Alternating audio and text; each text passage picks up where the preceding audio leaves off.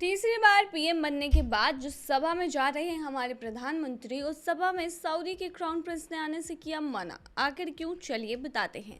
तो नमस्कार, स्वागत है आपका हमारे चैनल डेली सऊदी न्यूज पर। खबर शुरू करने से पहले एक जरूरी सूचना आपको दे दें कि अगर आप सऊदी में फंस गए हैं, कफील आपको छोड़ नहीं रहा है, आप परेशान हैं, वापस अपने घर लौटना चाहते हैं, तो घबराए नहीं, स्क्रीन पर दिए गए नंबर पर कांटेक्ट करें।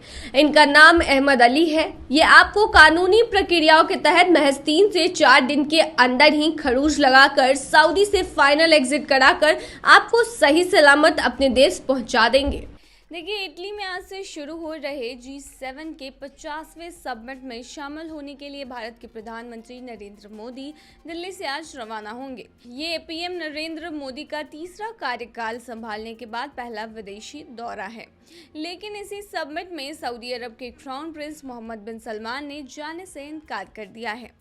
Saudi crown Prince G7 summit में क्यों नहीं जा रहे हैं, इसका एक बड़ा कारण भी बताया जा रहा है। दरअसल इस वक्त में सऊदी में हज यात्रा चल रही है। दुनिया भर से लाखों तीर्थयात्री सऊदी अरब पहुंचे हैं और सऊदी सरकार का पूरा ध्यान हज को सफल बनाने पर केंद्रित है।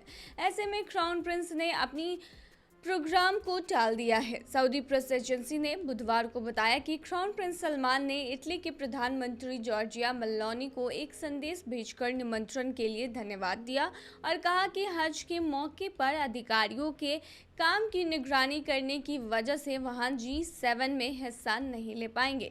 इसके साथ ही प्रिंस मोहम्मद बिन सलमान ने दोनों देशों के अच्छे रिश्तों की सराहना भी की है और G7 के सफल आयोजन के लिए शुभकामनाएं भी दी हैं।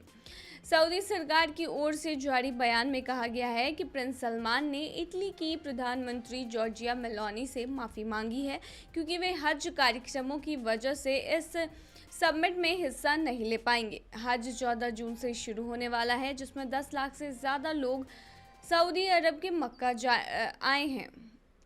वहीं G7 समिट इटली में 13 जून से 15 जून तक आयोजित होगा। नरेंद्र मोदी गुरुवार को 50वें G7 शिखर सम्मेलन में शामिल होने के लिए गुरुवार को इटली के लिए रवाना हो रहे हैं। तीसरे कार्यकाल का कार्यभार संभालने के बाद उनकी पहली विदेश यात्रा ये होने वाली है।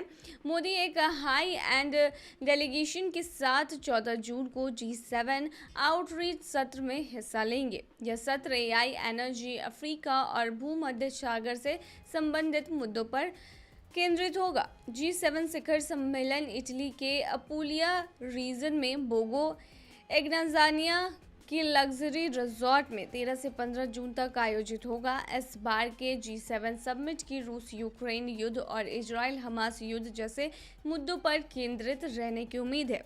G7 में America, Britain, France, Italy, Germany, Canada और जापान शामिल हैं। ये सातों देश सैन्य और आर्थिक लिहाज से दुनिया के सबसे ताकतवर देशों में शामिल हैं।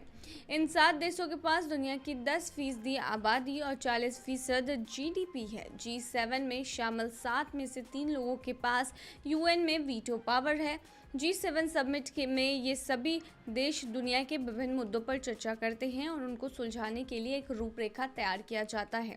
भारत और यूरोपीय संघ जैसे देश और संगठन G7 का हिस्सा नहीं है, लेकिन वे इटली के निमंत्रण पर मेहमान के तौर पर शामिल हो रहे हैं।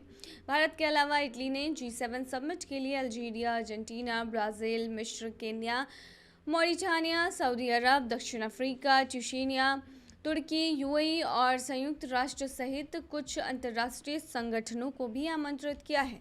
अब तक हुए 49 G7 सम्मेलन में से भारत 10 में शामिल हो चुका है। तो ये थी तमाम जानकारी। बने रहिए ऐसी खबरों के लिए डेली सऊदी न्यूज़ पर।